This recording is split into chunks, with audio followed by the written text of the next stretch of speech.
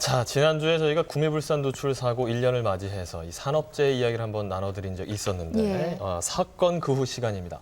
이번에도 집단 이주를 원하는 마을이 있다고요? 맞습니다. 여수 해산동 인근 마을 얘기입니다. 무려 3개 마을 주민들이 집단 이주를 현재 요구하고 있는데 지난 3월 있었던 산업단지 공장 폭발 사고 때문이라고 합니다. 사건 그 후 취재했습니다. 조용한 여수의 한 마을입니다. 주민들은 두려움에 집단 이주를 요구하고 있는데요. 이미 주민의 40% 이상이 탄원서에 서명까지 마친 상태입니다. 우리는 정말 불안한 속에 하얗거를 머리 위에 두고 살고 있는 거죠. 한시 마음이 불안해. 심장이 안 좋으니까 심장이 지금 많이. 여러 가지 그 산단의 그 위험한 어떤 그런 그 현실에서 벗어나서 지역 주민이 안전한 삶을 살기 위해서 단체 이주를 해야 되겠죠. 피해 지역이 어딘 거죠? 위험한 마을이라고 주장하는 주민을 따라가 봤습니다. 실제로 마을 곳곳에서는 어렵지 않게 무너진 담과 균열된 벽을 찾아볼 수 있었는데요. 바로 이 집이 아주 지진 난 것보다 더 험했어. 겁나게 껐지요. 창문이 부서져 본 줄 알았어요. 펑 통보 뭐라고 말 못 듣더라고 이제. 자다가는 벌떡 일어날 정도예요. 2달 내로 6마리가 죽었어요. 애미소까지. 특히 소는 작은 소음에도 예민하기 때문에 그 피해가 더욱 컸다고 하는데요. 이 모든 사건의 원인은 직선거리 100m에 위치한 산업공단에서 발생한 대형 폭발 사고 때문이었습니다. 당시 영상을 다시 한번 보시죠. 지난 3월 한 화학 공장에서 연료를 저장하는 사일로 부분에서 폭발이 발생한 건데요.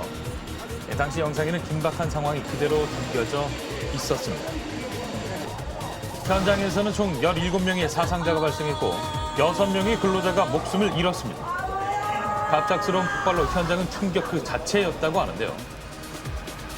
당시 출동한 소방대원을 만나 자세한 얘기를 들어봤습니다. 폭발 사고 당시에 그 그을음이라든지 연기가 눈에 육안으로 확인될 정도로 크게 있었고 사일로 주변 충격으로 인해서 사망으로 보이는 사체 2분은 외부 손상이 굉장히 심했습니다. 또 나머지 중상자 2분은 3도 화상, 즉 피부 표면까지 다 화상을 입으셔서 굉장한 중한 상태였습니다.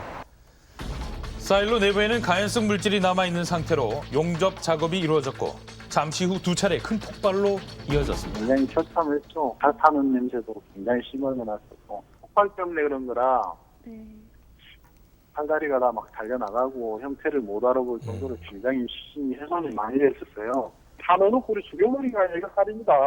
제가 그렇게 이해했던 거죠. 그때 당시에 이제 흥분해서. 이렇게 끔찍한 사고에 가장 많이 노출돼 있는 근로자들. 무려 만여 명이 모여 안전한 작업 환경을 요구하는 집회가 있었습니다. 여기서 국가 산단의 문제였죠. 안전관리자 부재, 그리고 안전감시자 부재 이런 것들이 주 원인이라고 볼 수가 있습니다. 안전관리 미흡이 원인이라고 주장하는 근로자 측. 하지만 공장 측은 가연성 가스에 대해 사고 발생 3시간 전에도 이미 점검을 했다고 말합니다. 가연성 가스 점검기로 이렇게 5일 정도 점검을 한 기록들을 볼 때 가연성 가스보다는 전진 폭발의 가능성이 높다 이렇게 현재 추정을 하고 있고요. 검찰 수사 결과 가연성 물질은 플럼프 분진을 제거하기 위한 물 세척 작업은 없었다고 하는데요. 사고 관계자 11명은 지난 6월 기소된 상태. 정말 막을 수 없었던 사고였을까요? 간발을 하면 넘어갈 수도 있고 그만큼 폭발력을 계산을 못했다고 봐야 되겠죠. 그것만 제대로 검토가 됐으면 전혀 사고가 안 나겠죠. 계속해서 발생하는 산업단지의 사고 어떻게 설명해야 할까요? 가장 큰 원인은 안전수칙을 제대로 지키지 않아서 발생한다고 볼 수 있습니다. 기본적인 점검만으로 대형 사고를 예방할 수 있다고 하는데요. 곳곳에 위험이 도사리고 있는 산업 현장은 쾌적한 작업 환경을 유지하고 위험 요인은 신속하게 조치를 취해야 합니다. 또한 불가피한 사고에 대한 피해를 최소화하기 위해 안전보호구 착용은 기본이고요. 무엇보다 예기치 못한 사고에서 가장 중요한 것은 빠른 대처입니다. 안전교육과 비상시 역할을 숙지하면 충분히 가능하다고 합니다. 소중한 목숨을 잃는 사고, 더 이상은 없어야겠죠. 산업 발전과 함께 안전수칙 준수에 대한 인식을 높이는 것도 시급해 보입니다. 네, 지금 이 순간에도 이 산업 현장에서는 우리 근로자들이 안전 수칙을 큰 소리로 외치면서 하루를 시작하고 있을 겁니다.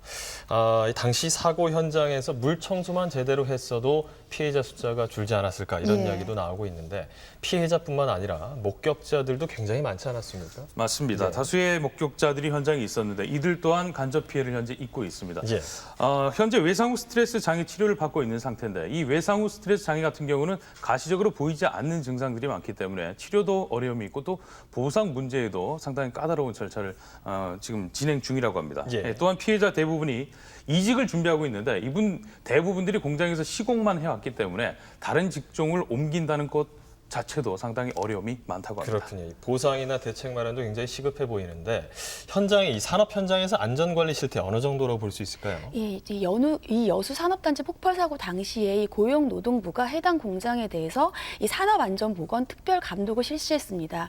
근데 놀랍게도 이 위반 건수가 1,002건이 넘게 적발됐다고 합니다. 예. 이 폭발 사고 말고도 곳곳에 위험이 잠재 있었다는 건데 사실 대부분의 사고는 인재라고 하지 않습니까? 따라서 이러한 사고를 예방하기 위해서는 안전수칙을 지키는 노력이 가장 중요하겠습니다. 사실 뭐 안전수칙도 잘 준비를 해야겠지만 안전수칙이 없어서라기보다는 어떻게 보면 시스템의 문제니까 하청업체가 이런 안전수칙을 책임져야 하는 원청업체가 아닌 하청업체가 해야 된다는 그런 부분도 짚어봐야 될 것 같거든요. 네, 맞습니다. 사실 이 안전수칙이 또 있다고 해도 이것을 지킬 수 있는 환경 조성도 사실 중요한데요. 예.